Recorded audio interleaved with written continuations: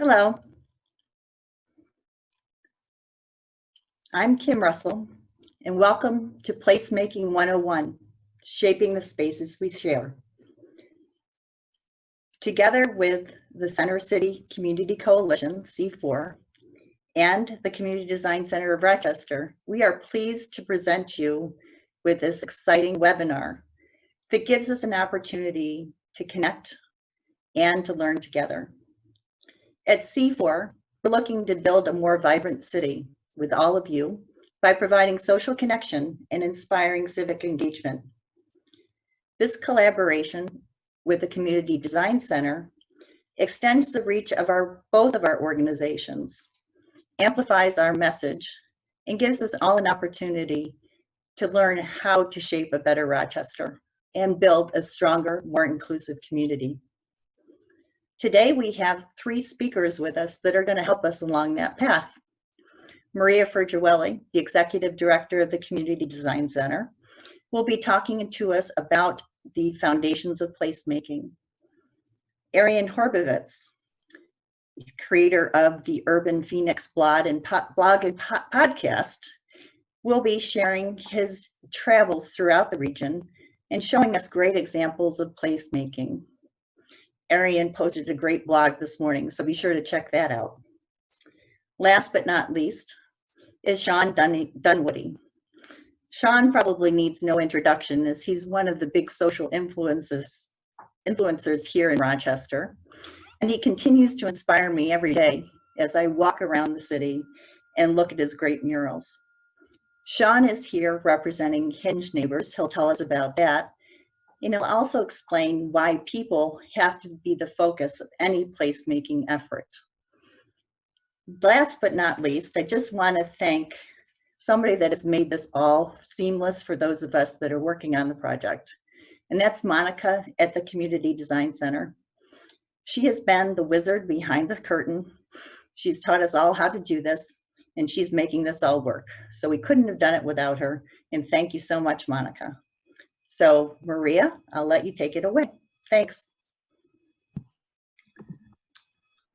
Hello, everyone. First, I'd like to share with you the definition that I feel best captures what placemaking is. Placemaking is a process that is concerned with a person's experience of a place. In short, placemaking is creating places that promote people's health, happiness, and sense of well-being. When you think of placemaking, you might picture something like this. Placemaking has to do with how we shape a space based on the identified needs of the community. It includes considerations of programming, what activities take place here, who feels welcome, who does not. Projects for Public Spaces has done extensive research and found that successful places have four key qualities. They are accessible, engaging, comfortable, and social. Indicators of good places are when you see people gathering together in groups. A higher than normal percentage of people, of women in a group is an indicator of safety. Diversity of age, variety of activities, and displays of affections all let you know you're in a good place. In order to make a positive impact on the lives of all our residents, we must consider equity in everything that we do. We are thrilled to see placemaking included in the City of Rochester's 2034 Comprehensive Plan. Here are the placemaking principles, as well as the initiative areas as identified there. We will be looking at each of those initiative areas and sharing the elements and strategies that we will be, that we can implement to support these goals. The first of those is design at the pedestrian scale. It is my opinion that the single best strategy that we can implement for creating vibrant spaces is walkability. Walkability encompasses all the other aspects needed for vibrancy. These are the elements necessary for creating a walkable space. The most important is to design to the human scale, which means that the proportions are comfortable for our size. First and foremost, we want to have narrow streets. not only to slow the speed of traffic to make the streets safer for other users, but also to create an intimate environment which allows for there to be a dialogue between both sides of the street. An example is that someone might be window shopping down one side of the street and they see something interesting across the street. They can just cross over and join that experience. Or they might be someone sitting at a cafe table and they see their friend walking the dog on the other side of the street. They might shout a greeting and have a little conversation across the street. You might invite that person to join you, and that person takes a quick look on both sides and crosses over. One of the other most important things we need to do is we make sure that we separate the vehicular traffic from the pedestrian space in order to create a safe walking environment. A continuous curb cut is a wonderful thing to help delineate where people should be and where cars are. And to minimize as many of those curb cuts as possible helps to create that safe environment. We want to create an engaging experience. It's not enough that things are close together. Oftentimes people say walkability, everything is close. But if it's not an enjoyable experience, people will not walk.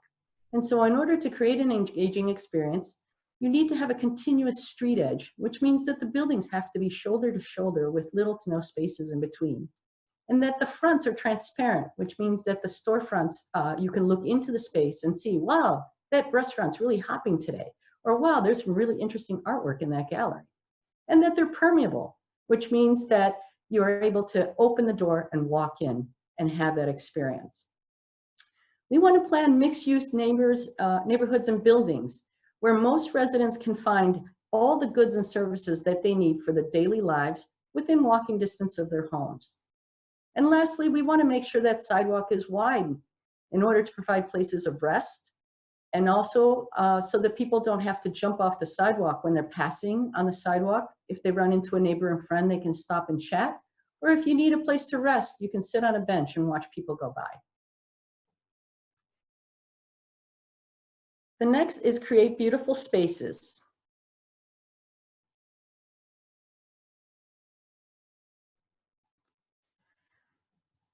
The most important design tool for creating beautiful spaces is to design in context. We want to look beyond just the site, but also the neighborhood, and create something that responds to and fits into the local locale.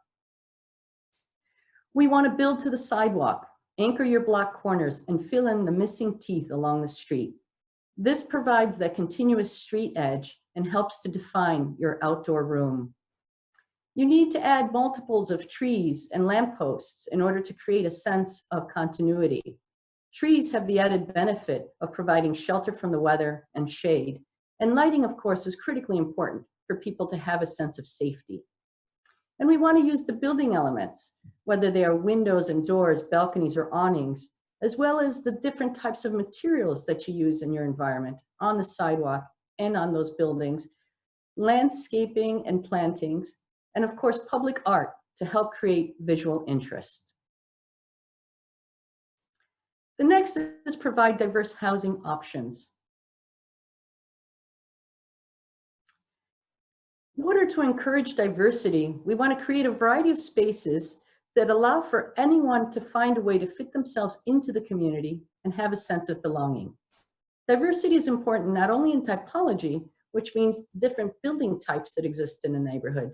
For example, in a residential neighborhood, you might see single-family homes, duplexes, small apartment buildings, row houses, or large apartment complexes, all mixed together. But we also want to encourage different sizes in each of those building types, as well as the ability to have other uses.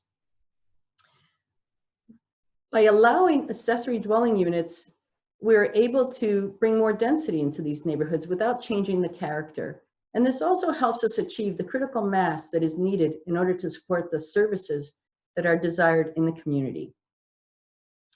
The more diversity is in our built environment, the easier it is to attract a diverse population, which in turn makes the community stronger, more interesting, and vibrant. This is often what we refer to as resilient community. The next is to celebrate assets.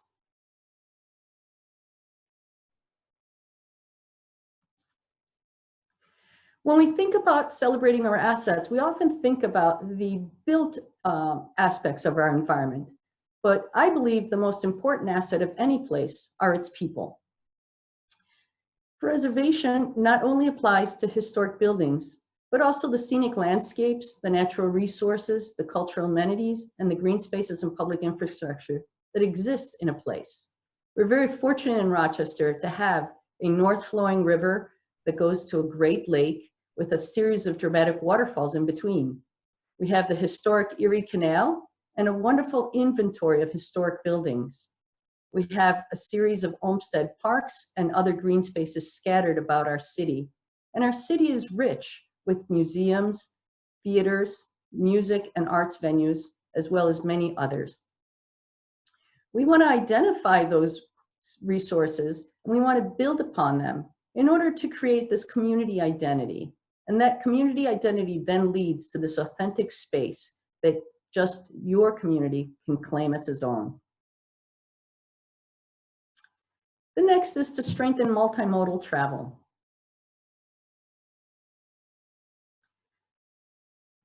In order to enhance the way we move through space, we need to prioritize people over cars in urban places. I can't emphasize that enough. It's people that make places vibrant and come to life, not cars. We want to offer a variety of options for mobility to create connectivity. And it's important that each option must be developed as a complete system. And those systems then must be fit together to create a network. We want to give sidewalks the same care and attention as we do to the streets. Repair and year-round maintenance of sidewalks is critical for accessing all other forms of mobility. And all surface roadways should become complete streets. Streets make up a large portion of our public space and therefore should be available for safe use by all.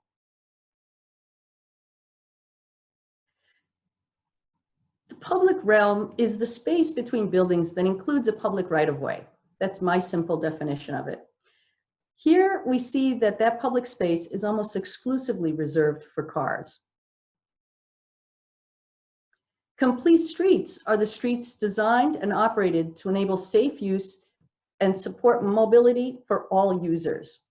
Those include people of all ages and abilities, regardless of whether they are traveling as drivers, pedestrians, bicyclists, or public transportation riders. This is how the U.S. Department of Transportation defines complete streets. The next initiative area is to focus growth. Smart growth requires us to focus new mixed-use development and investment along existing transit and commercial corridors. We always want to consider and strive to achieve the highest and best use for any parcel or site. Positive and sustainable change happens incrementally and over time. We want to work towards making each neighborhood its own urban village. Our goal is to help create a community where most of your daily needs are met within your neighborhood. And lastly, and most importantly, successful projects are community driven. Community engagement is absolutely critical at the beginning of the development process. So often we see community engagement as in response to proposed developments, but we want to see it at the beginning of the development process before any decisions are made. And so I couldn't resist, I had to include this picture because it shows, really illustrates that the street is a public space and can be used as a community gathering place. Here, this is obviously before cars, and people came to the street to exchange products and goods, to meet with their friends, to chat with their neighbors, to find out what the news is. And so I wonder, with everything that's going on now, if perhaps we might be able to reclaim some of our streets for other beneficial uses in the community. And lastly, I want to share with you what I believe is the best, most beautiful street in Rochester. And you might all recognize this as Gibbs Street. It has a wonderful terminated view in the Eastman dormitory. It actually is a great example of all the strategies we just talked about: the narrow street, the line of trees, the wide sidewalks, the rich materials that are incorporated in the environment, the space for tables and chairs. But of course, the most important element in this picture are the people. You know you're in a wonderful place when you see people gathering there together. So thank you, and I'll pass it off to Arian. Thank you so much, Maria. I really appreciate it. Great presentation. Also, thank you to the Center City Coalition and the Community Design Center of Rochester. Just a real quick note before I get into my presentation today. There is going to be a Q&A after this for the panelists. If you want to, on your Zoom app, if you want to interact with that Q&A feature, you can do that if you have a question for any of us up here today. My presentation is placemaking across New York State. My name is Arian Horbovetz. I'm the creator of the Urban Phoenix blog and podcast. I talk about urban revitalization in upstate New York and beyond. And you know, it's been a pleasure over the last 5.5 years to really interact with some of the communities outside of my own to see what they're doing. And it's been a very exciting experience for me. Next slide, please.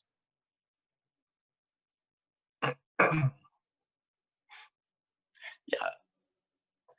So when I travel across upstate New York, I like to use public transportation, and a big reason for this is, you know, when you travel in your car, when you travel to a city or a new community in your car, there is this, you know, kind of you're almost at the mercy of your vehicle, and you feel tempted to get from point A to point B via your automobile. But the fact is, the best way to explore a city is on foot, because when you're traveling in between two locations, there is the chance for spontaneity during that journey. So, for example, you could run into somebody on the street and start talking to them. You could, you know, find a shop that you didn't see on the map previously that you want to pop into. I've had so many wonderful spontaneous experiences while walking through cities across upstate New York that I wouldn't have had if I was in my car. It really is the best way to explore a city. Get down on foot and really experience what the culture of the community is. Next slide, please. So I'm going to start. Maria did a phenomenal job touching on the elements of placemaking, and I'm going to show you some of those in pictures in communities here across upstate New York. This is in Utica, New York, believe it or not, which is doing a wonderful job with their downtown revitalization. There's a group called Made in Utica, a grassroots organization of young people that has created this kind of pop-up celebratory park just adjacent to downtown Utica. This space is in a reclaimed brownfield in an old knockdown warehouse. And as you can see in the top left corner, this is a container park. So they bought a couple of retired shipping containers, hollowed them out, and so they're spaces for vendors that can go in there on weekends, and they can have these little mini festivals that bring people, both bring people to downtown and give new downtown residents, there's a lot of lofts and everything nearby, an opportunity to connect with one another, to have a fun time, to listen to live music, eat some great food, have some drink, and see some local artisans that set up shop there.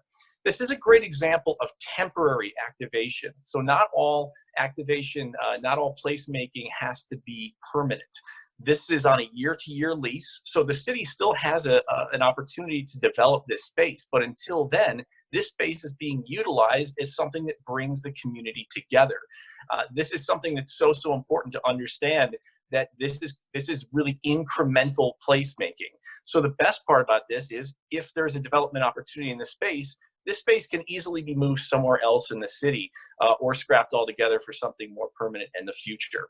It's a great activity. It's something we all have to remember. Placemaking can be temporary and can be incremental. Next slide, please.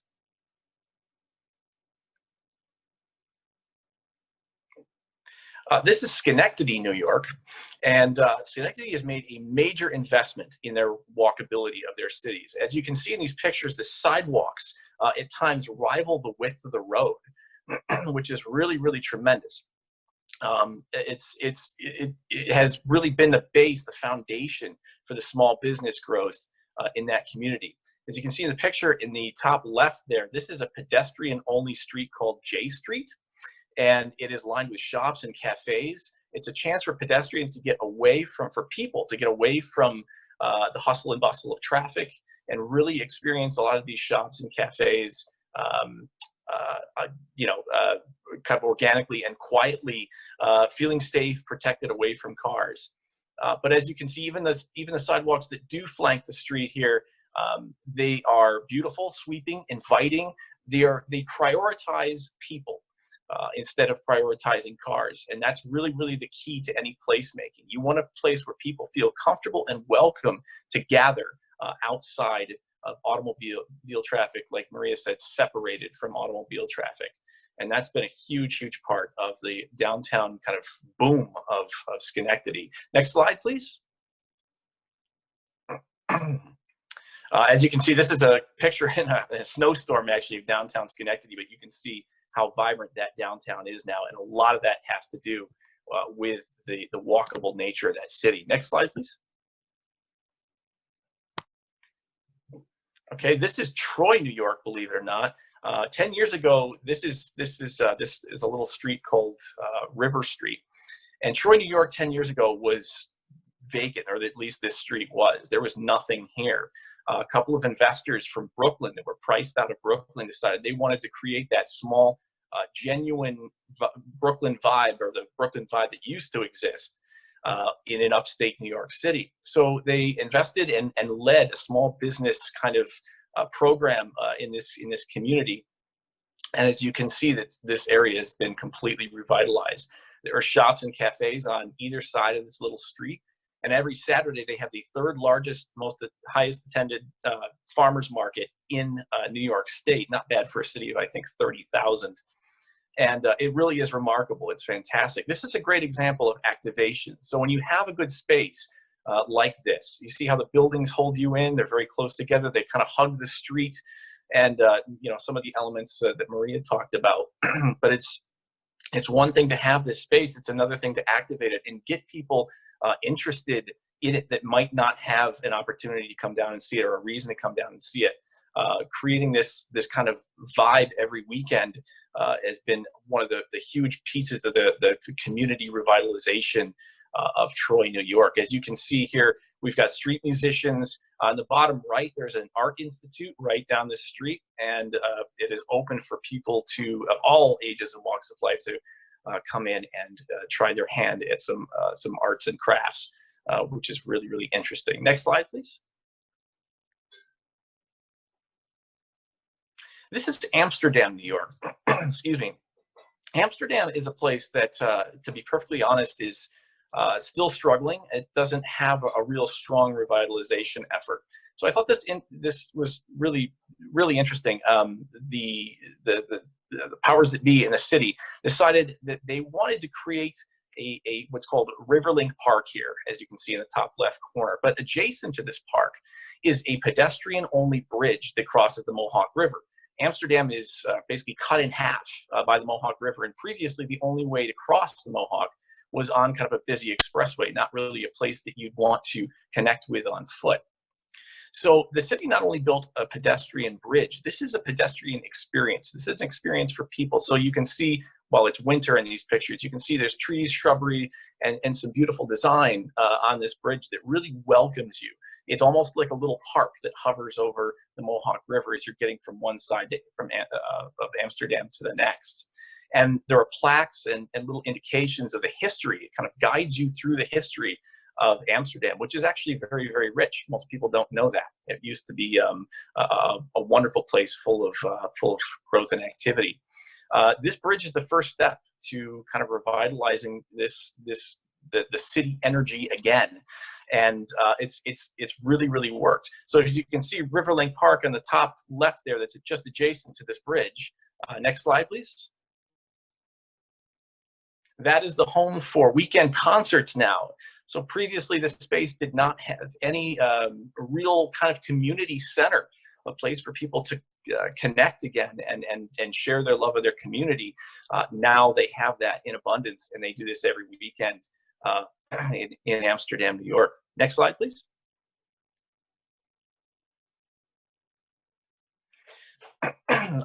it always helps when you're trying to do any kind of placemaking to have anchors. These are some wonderful examples of anchors. When I say anchors, places that people are drawn to, or things that people are drawn to, that you can build a community around. You can build kind of around these places that naturally kind of bring people in anyway. The Bean in Chicago in the top left there, as you can see, it's the most visited tourist attraction in the Midwest. The Highline Park, an old abandoned railroad bed that hovers above New York City. They took that and turned that into an amazing park. It's now one of the most visited attractions in New York. More locally, Proctor's Theater and Buffalo Shays Theater in the middle have been huge anchors, and those downtowns have really built around those and created districts around those things that bring lots and lots of people, both from the city and from the region, into their midst. So it's, you know, having those anchors, having those pieces of those foundations are great points to be able to build placemaking around. Next slide, please. And of course, it's not enough just to make great places. You have to connect it all. It's important to do this, like Maria said, in ways that don't necessarily involve the automobile. A great example is CDTA, the Capital Region's Transit Authority, award-winning transit authority, actually. They have a bus rapid transit line. BRT works almost like light rail, but just with a bus. So you can see the iconic stations on the left, and the bus arrives every 15 minutes. So you don't have to look at a schedule. You just show up at the bus stop and you get on the bus when it arrives, much like a light rail or subway system. It really is a game changer for that region. They've made a tremendous investment in practical and functional transportation in that city. In the top right, most people don't know this, but Buffalo has a subway and light rail system. It's about 7 miles long, and it functions very, very well. It's actually one of the most traveled per mile subway systems in one of those used per mile subway systems in the entire country. And it's really the revitalization of Buffalo is being built around this as people realize that people more and more are appreciating the benefits and the tools of transportation, of functional transportation like this, as both a source of equity in a community and a source to create growth. Transit-oriented development is a big thing these days. So at the bottom right, finally, is Syracuse. Syracuse, you can just barely see the trail there in the picture. That's the Onondaga Creek Walk. It is a trail that beautifully connects downtown Syracuse with a whole bunch of different neighborhoods, districts, and areas. It's important to have those spaces for transportation as well as just recreation. Next slide, please. And finally, this is Columbus, Ohio in the early 2000s. See if this sounds familiar. They knocked down a downtown mall that was basically, it was dead. It wasn't doing anything, and decided to kind of reimagine this space in their downtown.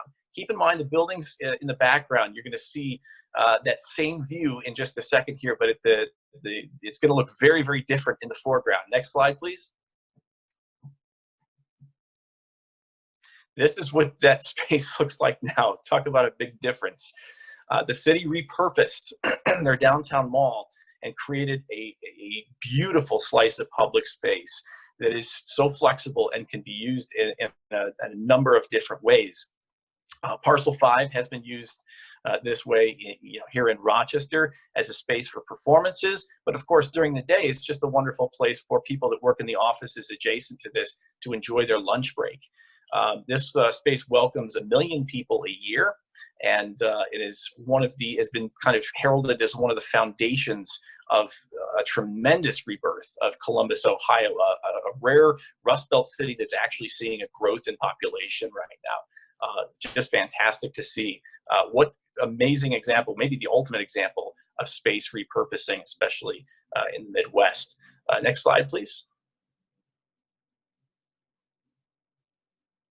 We have a lot of underutilized or unutilized spaces here in Rochester. And we can all be advocates to kind of reimagine what these spaces are going to look like. Some of these spaces have plans for them already, and some don't.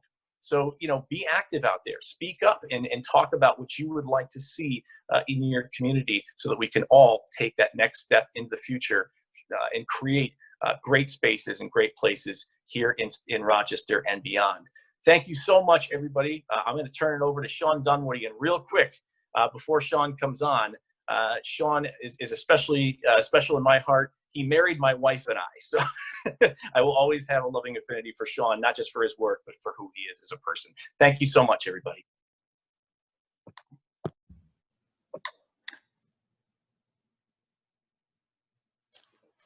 Hello, everyone. I hope everyone's doing well out there. I want to say good afternoon and continue to be safe and keep your families and loved ones close and near and dear to you. I'm here today representing Hinge Neighbors. Next slide, please. As you can see, Jane Jacobs says cities have the capacity of providing something for everybody, only because and only when they are created by everybody. Next slide, please. So myself and Suzanne Mayer are co-founders of Hinge Neighbors. And what we've worked to do is really engage neighborhoods in the process of the eventual fill of Interloop North. We want people to have a voice. We want this vision and connectivity coming about. And we really want to make sure it is people-driven. It's always got to be a people-driven process. And that's really what we're trying to do in shaping what will be a new neighborhood and a new community in Rochester. Next slide, please. Okay, so we have to ask ourselves in placemaking, who needs to be involved? You hear the names, stakeholders, there's assets, there's pedestrians, the public. If we just say people, that helps us a lot to really understand what's happening when we're designing and who needs to be involved in this process. Every one of those titles are people. If we always think of people first, we can drive that mission of people-centered design, because we have to make sure that people feel that we are all creators in the environment that we live in, work in, breathe in, and play in. We all have to play a part and a role there. So who does benefit when you actually think that way? Of course, the people, all right? So when people are well-informed, educated on the process and what's actually going on, and they also have an outlet to express their ideas and their connection to the community. From that true engagement of really, that mission of engagement is really building trust. You have to build trust. And from engagement, you will actually come with different viewpoints. You'll find new design solutions that you might not have actually thought of prior to, because you're now listening to the people and thinking about the people. They trust you, you trust them, and you can create this synergy to developing your community. Listen to that community voice. Next slide, please. Now, I've learned this process from some Rochester initiatives I've been part of, and we brought that to the table of developing the Hinge project. One of which, right here, sort of an incremental development is on your right there, would be Playwalk. Listening to young teens, listen to teenagers, help us design the environment that they walk along, connecting the downtown library to the Strong Museum and to Martin Luther King Park. So we really wanted to take that small design team and make something that was family connected. Now, I was actually on the advisory committee as well for a larger scale design project, Rock the Riverway, highlighting and bringing to life Rochester's great riverway. I mean, we have a waterfall in the middle of our city. Come on now, we've got to do something with this.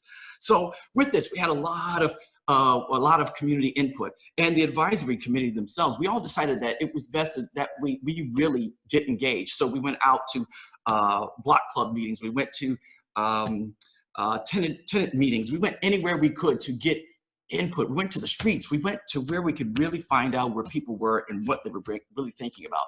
And we think that we came up with some solid ideas and plans in ahead. And talk about listening to folks. Part of an original concept or plan for Rock the Riverway didn't really have a skate park in it. Next slide, please. But by listening to those folks who would not stop expressing their their need for a skate park and actually tipping that scale of Rochester, we, at our 11th hour of decision making, decided that this was a smart move for Rochester to do that first phase of the Rock City Skate Park, and to actually add something to Rock the Riverway that was self-programming, and that could actually bring a diverse group of people skating, whether they're urban, suburban, no matter what their racial, economic background might be, they can actually come to this park and be engaged. And so this creates a whole new placemaking. From there, you can stem off to, ESPN X Games that happen in Rochester. So those are just some of my dreams to happen. Now, a small tactical approach that happened during Rock the Riverway was at High Falls Terrace Park. Next slide, please. So High Falls Terrace Park, for years, was not really considered much of a park to go to. But due to Rock the Riverway and its placement along St. Paul and its connection to St. Simon's Terrace, the advisory committee, Commissioner Norman Jones and Mary Beth Pop from Genesee Brewing, myself, and other folks really wanted to find out, how can we improve this park? How can we create a place where people didn't want to go to originally? And so it took literally listening to the people who live in the neighborhood right across the street from the park at St. Simon's Terrace. And what they asked for were simple things. As you can see, there's some benches that are there. They asked for a grill, a simple thing as a grill, to be able to grill. Now you see there's since been built around the trees, some benches, and there's actually some bar top tables that are cemented in the ground. So for events that can actually happen. And this actually did tip the scale of how that park was used. They cut down some of the brush, so now you can see the falls. The residents said they can't see the waterfall. So now they have a great view from their windows and from their park. And it was a great for myself to be out there to see a mother and her children actually doing homework over the summer. Over the summer at one of the benches, and to then see a resident who was on the other side of the bridge, further up St. Paul, who lived in the loft apartments, to say, hey, this is great, because we really don't have a green space and we don't really have a space for us to walk our dog or grill. And they began grilling. So that created a whole new connection between those folks just a few hundred feet up St. Paul. And that was literally done by listening to what the people wanted. Next slide, please. Now, there's a great new project on the horizon for the city of Rochester, the Inner Loop North Transformation Project.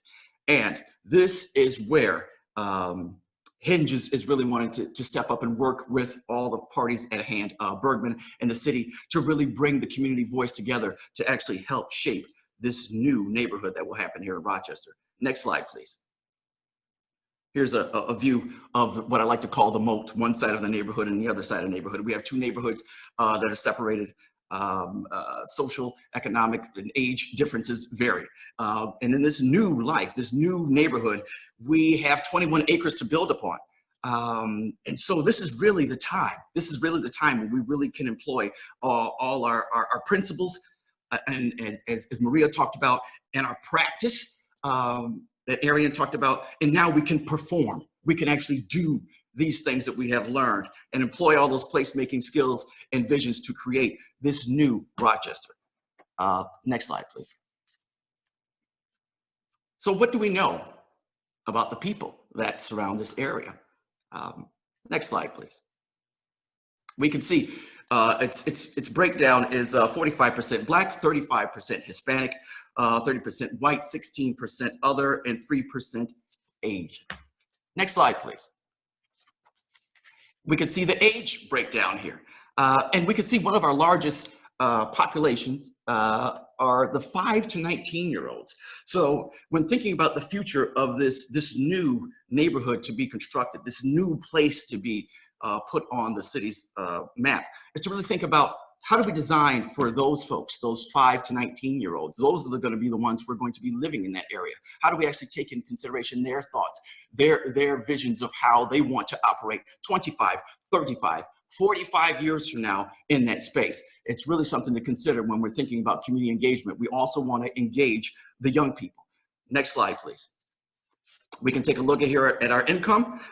You see along the Inner Loop North, about $15,000. Monroe County, $57,000. Next slide, please. If we take a look at education, we see we've got some smart people who live in the area. So if we take the time and actually engage, listen, exchange ideas, I'm pretty sure we can come up with some valuable information to help design how this flows for the people that live in the area. Next slide, please. Here's our unemployment rate. This is pre-COVID numbers. And now, when we've been hit with a pandemic, we have to now think about how do we design cities in urban areas to think about such a thing happening, so that we can have our sidewalks wider, so that we can pass each other 6 feet apart. How do we design play areas? How do we design common areas that people can still gather, feel safe, but have some separation? These are the things we can really think about in designing this eventual fill of the inner loop. Next slide, please. This one I find very interesting. And it ties into sort of what Maria talked about in daily needs to be met in a neighborhood. And you find out what the daily needs are in a neighborhood by asking the neighborhood, what do you need, really? And so one of the interesting things I found here is that in this geographic area of when they're looking at neighborhoods surrounding the area, that 204 people actually live and work inside that inner loop area. That's a good thing. But then we've also got over 2,000 people who live in that area but work outside of the neighborhood. And then we have 19,000 people that come into the neighborhood but do not live there but work there. So this gives us a little something to play with. Once again, going back to what does the neighborhood need? Does this actually help in the build of employment in the neighborhood? How do we do that? How do we create amenities for those folks who are living there and what they need? And how do we also create some amenities for folks who are coming in during the day to work and have them stay a few more hours in the neighborhood and invest in downtown? Is really looking at what do we do here. Next slide, please. And one of the things we want to talk about is connection and connectivity. You have to, as you see the stats of home ownership and renters, you still want to reach out to those who are renters, whether they be short-term or long-term. There are people who just aren't going to purchase a house and don't want to purchase a home. And so there may be long-term renters. So you really want to get what they're thinking about as well. So in your outreach, it's important to reach those folks that are going to be invested in the community in a rental capacity. They are actually people that are making the neighborhood thrive and move. Next slide, please. As you can see, our modes of transportation, one of the key things I want to highlight here, once going back to, there's 204 people living and working in that area, and we see that 13.8% of the folks are walking to work. This is ways to think about, going back to what Maria talked about, safety and walking to work. Gathering areas where we can come together when we want to have lunch, break bread with one another, and also keeping safe, considering now what a pandemic can do to a community and a neighborhood. Next slide, please. And with placemaking and community engagement, you want to make sure that you're truly making place and not place masking. By assuming that I've talked to 5 people. They're the 5 people that we've gathered information from. So we know this is probably going to be best. And in most cases, that doesn't happen. And a lot of times you're creating an environment that does not actually connect with the culture or the community that resides in that neighborhood. So you end up masking it and creating things that aren't necessarily connected to the people in the neighborhood. I'm going to go off of my script here and just give a short example. One of the great new strips of bars and restaurants and industry that happens on Railroad Street. Great, everyone loves it, talks about it. And I'm not saying this was a city plan, but it's great. But most of the neighborhood residents who are 200 feet away don't visit any of that. They don't feel included or connected. So sometimes how you program place can displace people from your area.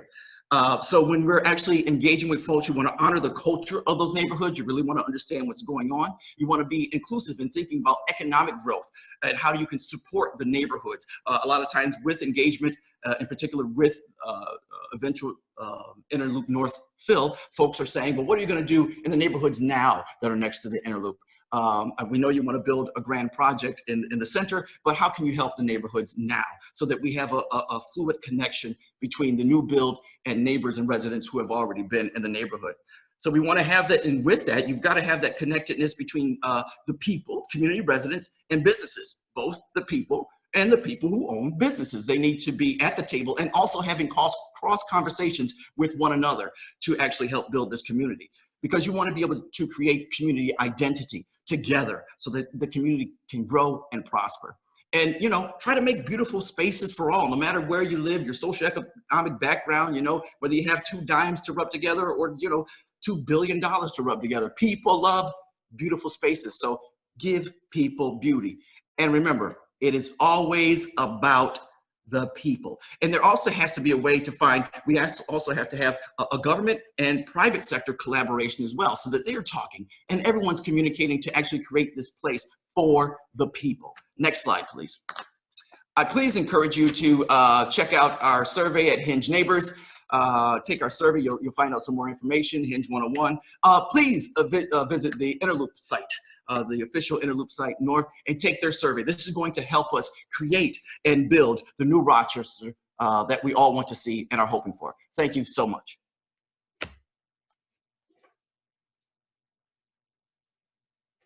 I want to thank you for those great presentations, very thought-provoking.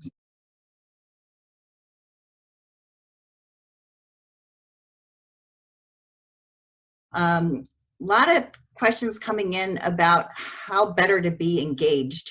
I think people are getting the message loud and clear that this is a people-centered process, placemaking, and they're looking for some direction as far as how to make that work in Rochester better. So I know that with Hinge, Sean, I know you want this one, hands up. So you got to unmute yourself. And can you hear me? I am unmuted. Can you hear me? Yep. So you want to take the question?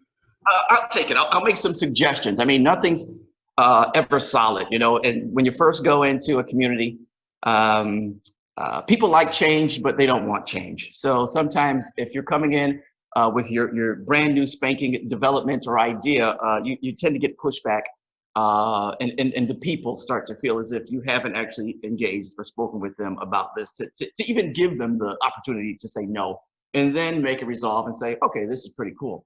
So some of the folks that we tend to find, or areas where we can find those connection points, I'm going to talk in particular in about communities of color. I'll address that in particular.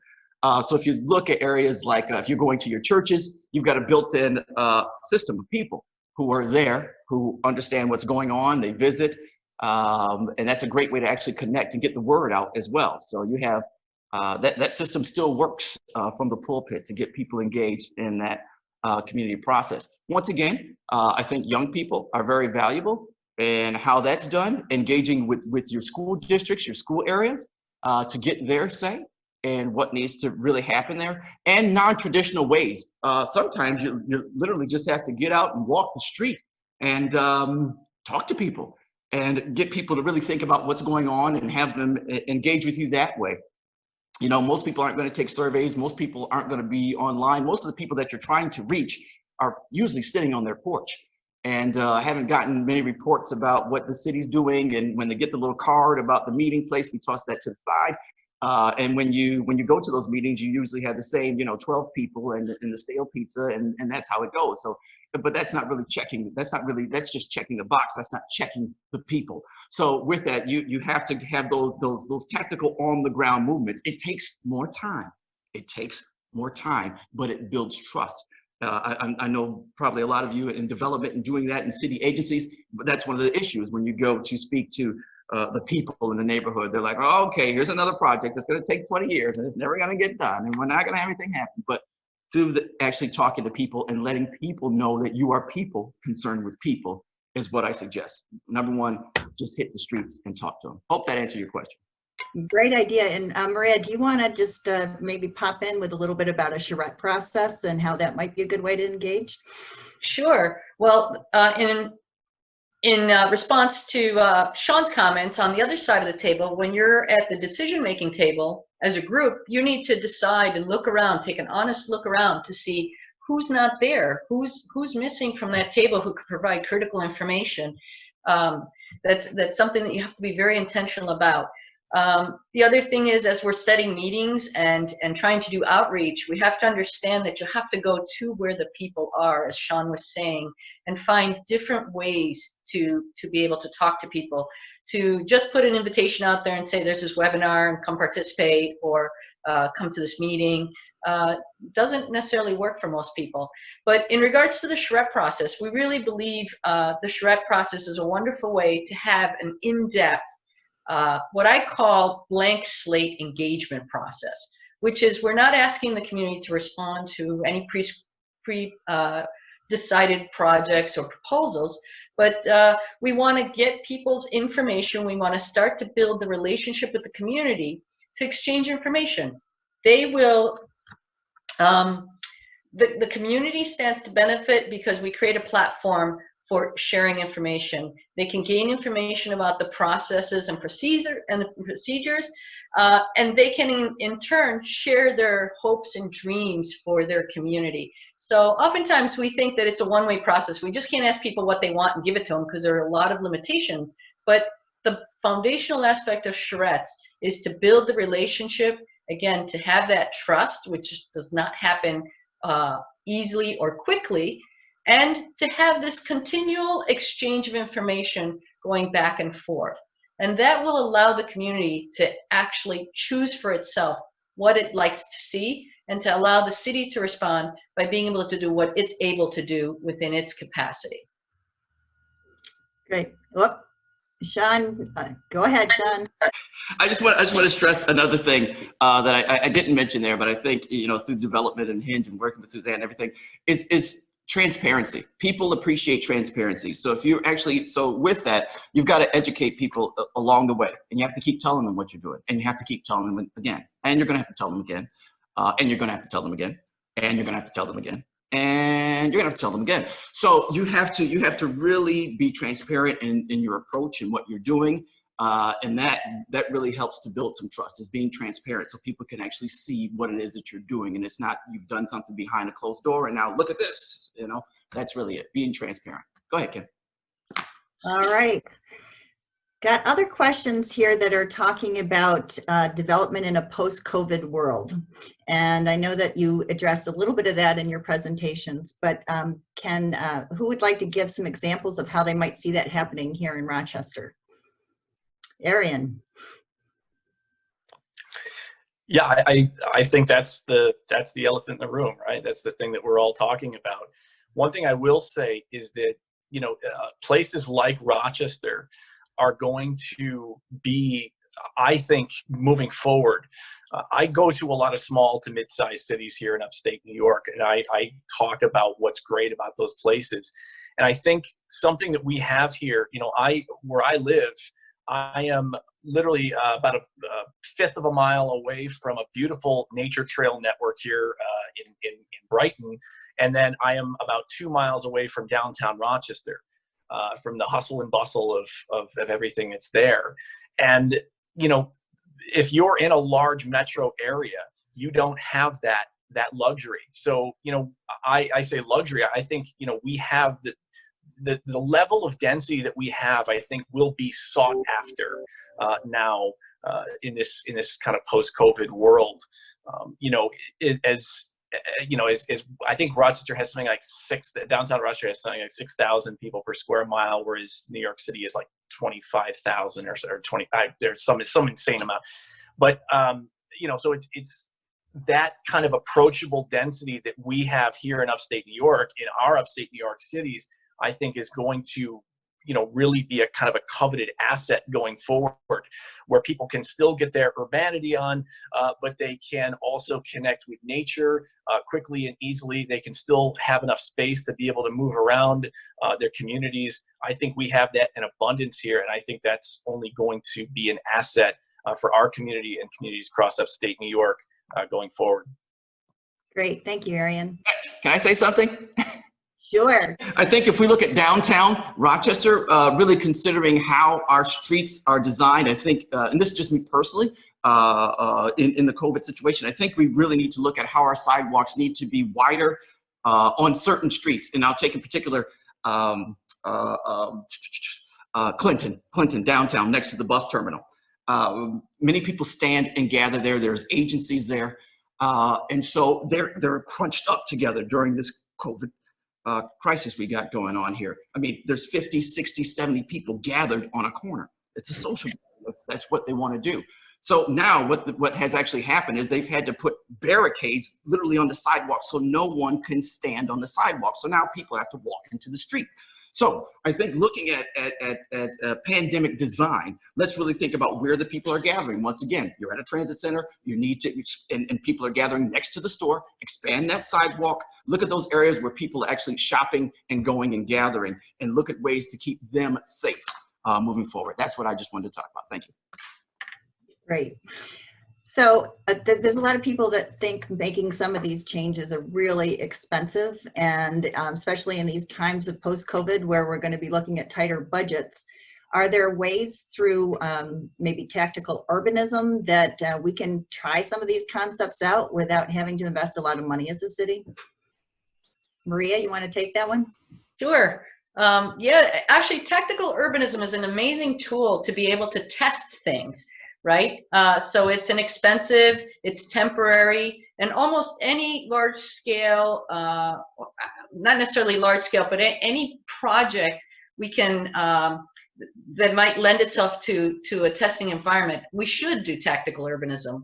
For example, on East Main Street, there is a proposal that's been developed and designed, but it's getting a lot of community pushback, and now we're starting to see some concessions being made back and forth. But it'd be wonderful if we could, I believe the design is a great design and is definitely the complete streets design that we should be advocating for. But the community, again, because it's hard to deal with change, is pushing against it. And by doing some tactical urbanism projects to just put in some stripes and show where those bike lanes might be, and demonstrate that by reducing the traffic, it's going to be a positive impact on their community, then we might be able to more easily bring that community support into the process. So I do believe tactical urbanism has a great role to play. The problem is that we want to do tactical urbanism with all the normal rules that are for like typical street design. And that's not the intent. The intent is for us to be able to see how can we bend the rules and see if something thinking outside the box might work better. Playing within the toolbox that we have currently is sometimes too limiting. But I do agree, tactical urbanism is a great tool that should be implemented more often. And we have to maybe in our policies figure out what the tactical urbanism toolbox should be that allows it a little bit more flexibility. Great, thank you. And Jackie, I think I know what you're going to say. So when we want to talk about the intersection of Gibbs and East Main and what you did that got us national attention, do you want to talk about how that kind of placemaking really impacts the community? Yeah, I'll talk about that, and I'm going to jump back to tactical urbanism because I've actually designed these things, so this is my platform to talk about it. So, you know, everybody's always talking about parcel 5 and let's go out there and it's gravel and what have you, but we can actually create a terraform. We can create our own landscape. So you guys, can you see this? What is this here? It's a little milk crate. I've been collecting these. If you see milk crates, grab them. What we're going to do is we're going to create our own terrace, our own terraform on milk crates. We zip them together and we can actually sit on different levels. These milk crates can take the weight of people. So we can create our own park in middle downtown. And if we need some cushion, I've actually designed these cardboard that everyone throws out every day. And we put it on top of our seat and we've got a built-in stool right downtown. Didn't cost us anything. Everyone tosses this stuff out. All right. So let me get back to Main and Gibbs, Composers Crossing. Yeah, that was myself and Richard Glazer working on that project. He had the concept, let's paint something, these keys in the middle of Main Street. And it was, initially there was a lot of pushback on it being done. The city was on board, but there were other entities that felt it was not going to be a benefit to have this done. And we were going to not do it. But we said, you know what, we're gonna do it anyway. We're gonna push ahead. We put the call out. We had no clue if one person would show up or 100 people, but we got like 85 people to show up on a Sunday morning, and they all painted, and it was literally paint by numbers. And as I work with groups, I always tell them, you know, each one teach one. So I'll explain to one person, this is how you do this. and I leave them alone. And so if anyone else walks up, I say, you better tell them how to do it. So now everyone's actually educating each other. So that creates conversation. You want people to talk. I'm not there to govern anything. I'm there to make sure they have the conversation and figure it out. So all the design and everything were painted by people who were complete strangers, who didn't know each other. Complete strangers did that. So I think that's what got the attention, that no one knew each other, but they worked together to literally paint this crosswalk. And I think that's what made it a success. Thank you for asking about that. Get your milk crates. And I think that's a great example of community engagement and grassroots organizing. So I think we can learn from that as we move forward. Unfortunately, we're running out of time here, and I know that Maria wants to be able to thank a few people and close this up for us. But thanks to everybody for coming. Especially thank you to our 3 presenters who are provoking a lot of good thought. Lots more community conversations need to be had, and there's a lot of people asking about how they can better engage. So we'll be revisiting that in the future, but I'm glad that we got this introduction from you guys and this inspiration. So Maria, over to you. All right, everyone. Well, we really wanted to develop a platform, number one, that's collaborative. So we really appreciate being able to work together with C4 in co-hosting this first webinar. And we're looking to develop this into a monthly program. So please share your information with us and help us to understand what are the topics that you feel are important and relevant for our community to learn about and to share information about. I have to thank first and foremost all of our sponsors and supporters at the Community Design Center. We're very grateful for their support. It is their support that helps make the work that we do possible. And so I extend my gratitude for their commitment and generosity to our organization. And secondly, I want to thank, of course, our panelists and, of course, Kim Russell for being our moderator. Again, C4 for being our co-host, and especially behind the scene, Monica on my staff, who actually, made all this happen, and Suzanne Mayer, who's been a great support for us as well. Highland Planning and Hinged Neighborhoods contributed directly to supporting this program, so we really, really appreciate it.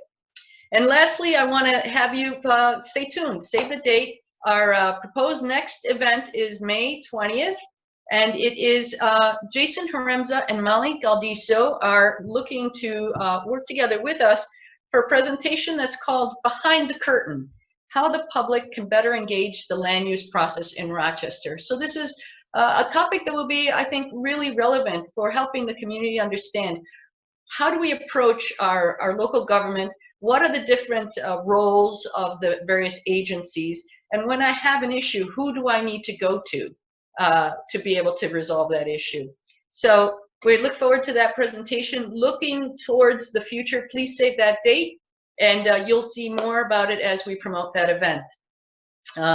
Again, we thank you. Reach out to any of us for any additional resources you might need, and we'll look to see you again sometime. See you next time. Note that there's a survey, and the feedback on the survey is critically helpful for us to learn more about how we can be more responsive to tackling the conversations and topics that are of interest to you. So with that, stay safe, be well, and we'll see you next time. Bye-bye, everybody.